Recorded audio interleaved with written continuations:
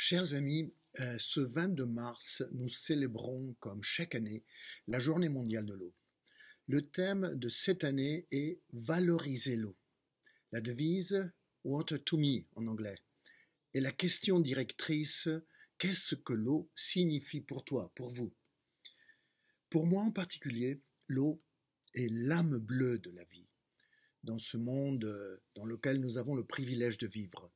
Pour cette raison, depuis l'Antiquité, toutes les croyances et les religions ont considéré l'eau comme une référence essentielle de la création, lui donnant même une valeur sacrée dans les rites, liturgies, les célébrations. Dans de nombreuses anciennes visions même du monde, les rivières, les lacs, les sources ont également une valeur sacrée en tant que source de vie et de purification.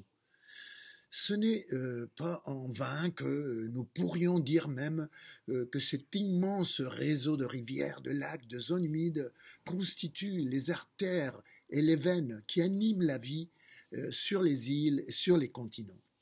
Cependant, par ignorance, irresponsabilité et souvent avidité, nous polluons et détruisons ces rivières, ces lacs, les zones humides dont dépend la vie en général et en particulier la santé de nos propres communautés et de nos sociétés.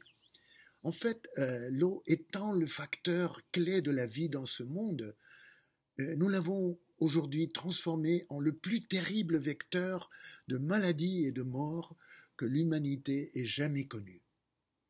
Après avoir déclaré l'eau potable et l'assainissement comme droit de l'homme par les Nations Unies, on estime de toute façon que 2200 millions de personnes n'ont pas accès à l'eau potable garantie et que près de 4500 millions ne disposent pas de services d'assainissement décents.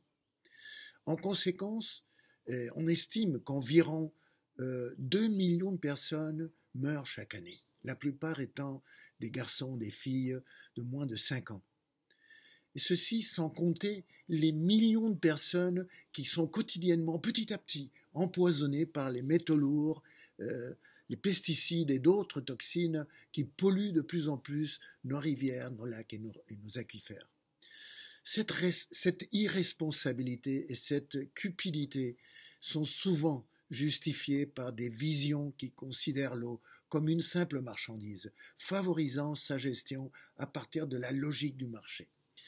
Ce qui encourage une utilisation souvent abusive et non durable de l'eau, la faillite des droits de l'homme et la marginalisation de l'eau pour les plus appauvris. Les Nations Unies nous invitent à réfléchir sur les valeurs de l'eau à l'occasion de cette journée mondiale qui célèbre le 22 mars. Eh bien, dans ce contexte, je vous propose de réfléchir aux principes éthiques qui devraient régir la gestion de l'eau. De mon point de vue, contrairement à d'autres ressources naturelles, comme le bois par exemple, le plus important dans l'eau n'est pas sa matérialité H2O, mais sa multiplicité de fonctions et la diversité des valeurs en jeu, situées dans des gammes éthiques bien très différentes. Comment, par exemple, comparer la valeur de l'eau nécessaire pour ce minimum vital nécessaire à une vie digne en tant que droit de l'homme avec la valeur de l'eau nécessaire pour remplir une piscine?